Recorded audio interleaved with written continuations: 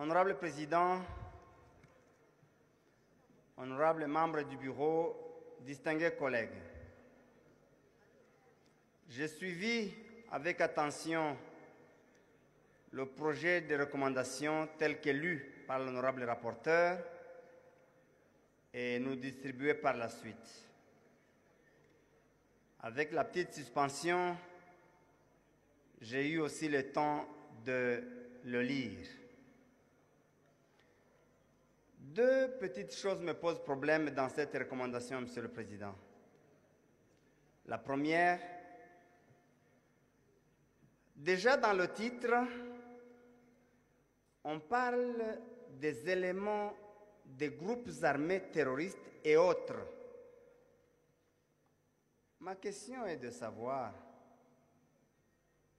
c'est quoi autre? Quel est son contenu? Qui le détermine? Qui est le juge de ces autres? Je considère, honorable Président, qu'une telle imprécision, une telle ouverture pour une pareille grave décision peut conduire à l'arbitraire. La deuxième chose se trouve dans le deuxième point, là où il est dit « En attendant l'adoption d'une loi relative, l'Assemblée nationale 1.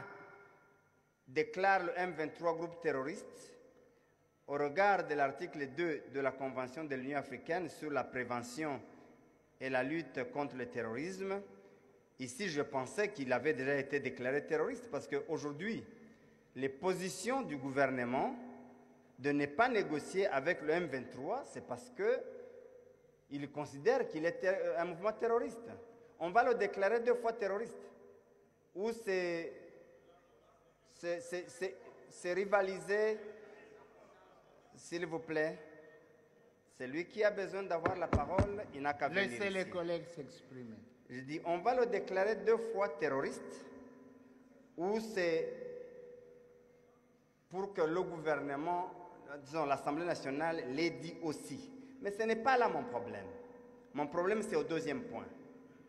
Interdit au gouvernement de la République de procéder à l'intégration, au mixage, au brassage et ou à toute négociation tendant à intégrer au sein des FARDC, ainsi de suite.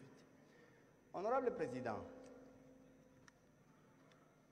pendant une période comme celle que nous traversons, des moments difficiles, fermer toutes les portes aux négociations, à mon avis, je considère que c'est une erreur.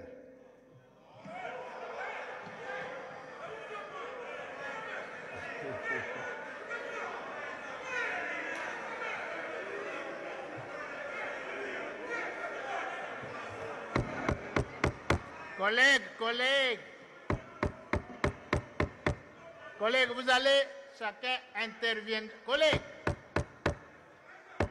s'il vous plaît, collègues, tolérance. Laissez les collègues s'exprimer. Je pense, Monsieur le Président. Collègues, laissons les collègues s'exprimer, s'il vous plaît. Monsieur le Président, allez-y, collègues. J'assume mon avis. Chacun en assumera le sien. J'assume mon point de vue devant Dieu et devant l'histoire. Et chacun assumera le sien. Je considère, Monsieur le Président,